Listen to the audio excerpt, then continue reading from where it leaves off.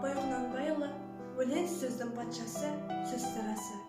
Өлең сөздің патшасы, сөз сарасы. Қиыннан қиыстырар ерданасы. Тілге жеңіл, жүрекке жылы тиіп, теп-тегіс жұмыр кесін айналасы. Бөтен сөзбен болғанса сөз арасы, ол ақынның білімсіз бейшарасы. Айтушы мен тыңдаушы көбін надан, бұл жұрттың сөз танымас бір парасы.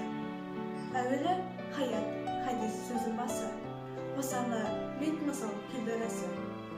Қайсың мен қызықты болмасы сөз, неге айтсам пайғамбардың мағыналасы. Мешіттің құтпа оқыған ғұламасы, мінәжат уәлилердің зарналасы. Бір сөзін бір сөзіне қиыстырар, әрбірі келгенше өз шамасы.